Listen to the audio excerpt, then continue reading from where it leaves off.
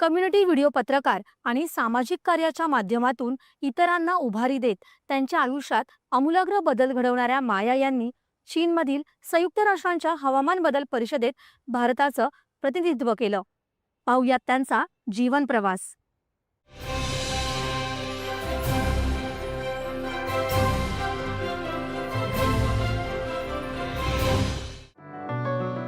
माया मुक्ताई यांचा जन्म मराठवाड्यातल्या जालना जिल्ह्यातल्या देवडे हातगाव या दुष्काळी गावात झाला.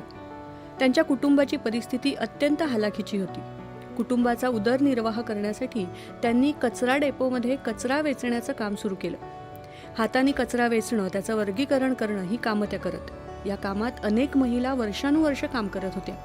त्यांना आरोग्याच्या गंभीर समस्यासुद्धा उद्भवत होत्या, पण त्यांच्या समस्यांकडे कुणाचंही लक्ष नव्हतं. ही परिस्थिती पाहून मायाताईंच्या मनात प्रश्न निर्माण झाला. या महिलांच्या आयुष्यात बदल घडवण्यासाठी काही करता येईल का? कचरा वेचणाऱ्या महिलांसाठी काम करणाऱ्या एका सामाजिक संस्थेमुळे मायाताईंना साक्षरतेची संधी मिळाली. साक्षरतेमुळे त्यांच्यात आत्मविश्वास निर्माण झाला. समाजातील प्रश्न समजून घेण्याची दृष्टी विकसित झाली. हळूहळू त्या कम्युनिटी पत्रकार म्हणून काम करू लागल्या.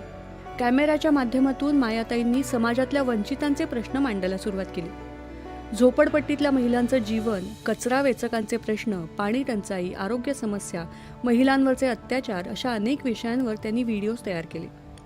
महिलांच्या अनेक समस्या सोडवण्यासाठी त्या पुढाकारही घेऊ लागल्या.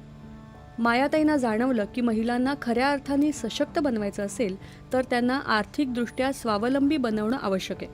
त्यामुळे त्यांनी महिलांसाठी विविध प्रशिक्षण कार्यक्रम सुरू केले. मायाताईंचं कार्य पुढे नाशिक जिल्ह्यातल्या पेठ तालुक्यातल्या आदिवासी भागांपर्यंत पोहोचलं. नाशिक जिल्ह्यातल्या पेठ तालुक्यामधल्या अनेक गावांमध्ये मायाताईंनी महिलांचे बचत गट तयार केले. या गटामधल्या महिलांना उत्पादन प्रक्रियेचं प्रशिक्षण देण्यात आलं. त्यांच्या कामाची दखल राष्ट्रीय आणि आंतरराष्ट्रीय स्तरावर घेतली जाऊ लागली. झोपडपट्टीतून सुरू झालेला त्यांचा प्रवास आज आंतरराष्ट्रीय व्यासपीठापर्यंत पोहोचलाय. 10 महिन्यांबरोबर सुरुवातीला यांना लाडू, माव्यापासून लाडू बनवायचे, गुलाबजामुन बनवायचे, राब बनवायची, शंकरपाळे बनवायचे, असे छोटे छोटे प्रोडक्ट बनवायचं यांच्याबरोबर करायची. हळूहळू बचत गट वाढत गेले. आता 82 बचत गट आपल्यासोबत जुडलेले आहेत. 1200 महिला जुडलेल्या आहेत आणि ते 300 महिलांचा आपण एक ग्रुप बनवलेला आहे, मुक्ताई वंदन केंद्र म्हणून. तर त्याच्या माध्यमातून आपण जे आहेत ह्या गावातल्या, म्हणजे फक्त गावांमधल्याच नाही तर इथल्या आजूबाजूच्या ज्या महिला आहेत त्यांनाही याच्यातनं रोजगार मिळणार आहे. आणि ह्या गावात मायाताई आल्यापासून आम्ही एक व्यवसाय सुरू केला. तिनं माहिती जशी दिली तसे आम्ही तिच्या मागं आमचा व्यवसायाचा सुरुवात केली. तिने मोहाच्या फुलांपासून लाडू बनवायचे आणि शंकरपाळी बनवायची ही माहिती दिल्यावर आम्ही महिलांनी सर्व एकत्र येऊन प्रशिक्षण घेतलं. त्या गावातले 3 गट एकत्र केले.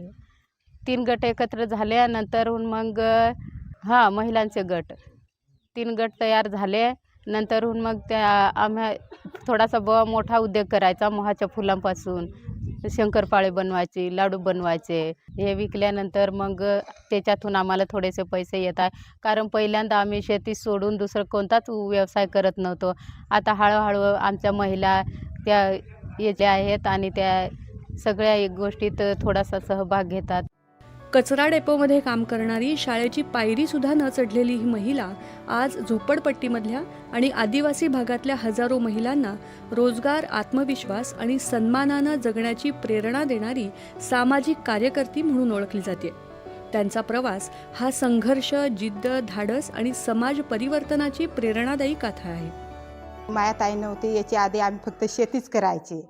शेती ते तर फक्त पावसाळी, उन्हाळी आमच्याकडे शेती नाही. पाऊस पडला तर शेती, पाऊस नाही पडला तर शेतीच नाही, मातीच. मग मायाताई आल्यानंतर ते मोहापासून आम्हाला दाखवले. मग आम्ही एवढे पदार्थ बनवून स्टॉलवर नेतो. मग महिला आम्ही आता 30 महिला आहोत. 30 महिलांनी आम्ही 300 महिला जोडले गेल्या आणि 300 महिलांना कसा रोजगार मिळवून द्यायचा हा आम्ही ठरवला आहे. ही कथा आहे संघर्षातून उभ्या राहिलेल्या जिद्दीची. ही कथा आहे समाज परिवर्तनाची आणि ही कथा आहे हजारो महिलांच्या आयुष्यात आशेचा किरण निर्माण करणाऱ्या नेतृत्वाची. आज झोपडपट्टीमधल्या आणि आदिवासी भागातल्या अनेक महिलांसाठी माया खोडवे हे नाव म्हणजे आत्मविश्वास, स्वावलंबन आणि प्रेरणेचे प्रतीक बनलंय. दूरदर्शन बातम्यांसाठी भगवान पगारे, नाशिक.